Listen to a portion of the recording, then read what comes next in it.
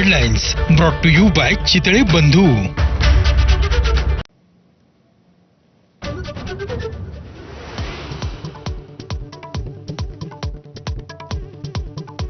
मुंबईत उद्धव ठाकरेंची आमदारांसह dinner diplomacy पुढील 4 महिने पक्षाकडे लक्ष देत महापालिका निवडणुकीसाठी प्रयत्न करा, तर पावसाळी अधिवेशनात स्थानिकांच्या मुद्द्यावर आक्रमक होण्याच्या ठाकरेंच्या सूचना।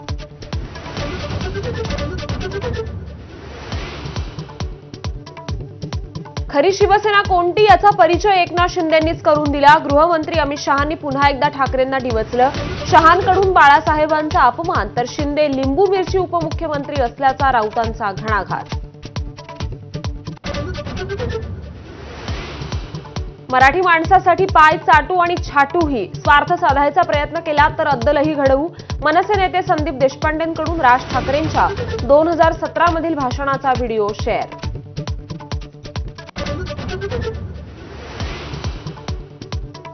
योग्य वेळी शेतकऱ्यांच्या कर्जमाफीचा निर्णय घेऊ, मुख्यमंत्री देवेंद्र फडणवीसांची माहिती। तर कुठल्याही परिस्थितीत आळंदीत कत्तलखाना होऊ दिला जाणार नाही, वारीच्या पार्श्वभूमीवर मोठा निर्णय।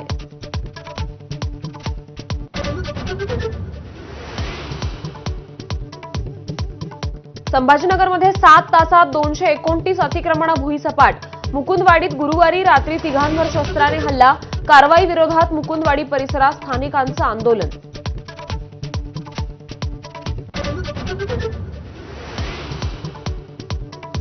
निवडणूक झाल्यानंतर 45 दिवसात सर्व फुटेज नष्ट होणार, केंद्रीय निवडणूक आयोगाचा मोठा निर्णय। फुटेजचा गैरवापर करून चुकीची माहिती पसरवल्याची शंका, 45 दिवसांच्या आत निकालाला आव्हान द्यावं लागणार।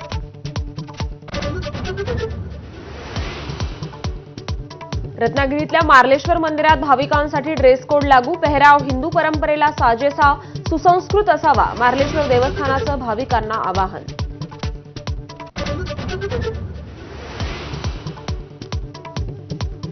आळंदी संस्थानचे प्रमुख निरंजन नाथ यांची पोलिसांसह माध्यमांवर मुजोरी।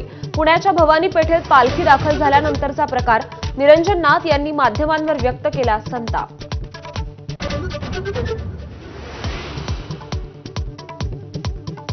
पुण्याच्या संगमवाडीत पुलाजवळ तुकोबा आणि ज्ञानोबांच्या पालख्या एकत्र, पालखीच्या दर्शनासाठी भाविकांची रीत।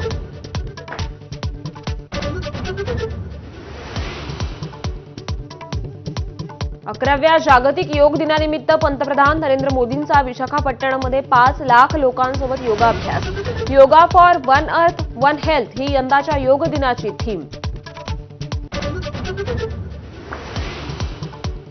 मुख्यमंत्री देवेंद्र फडणवीस यांचा पुण्यात योगाभ्यास, सावित्रीबाई फुले पुणे विद्यापीठाच्या खाशाबा जाधव क्रीडा संकुलात वारकरी, विद्यार्थी आणि पुणेकरांसोबत मुख्यमंत्र्यांची योगासनं। शांततेच्या नोबेलसाठी पाकिस्तानकडून अमेरिकेचे अध्यक्ष डोनाल्ड ट्रम्प यांच्या नावाची शिफारस, तर आपल्याला नोबेल मिळणार नाही, लोकांना सारं माहीत, ट्रम्प यांचं वक्तव्य।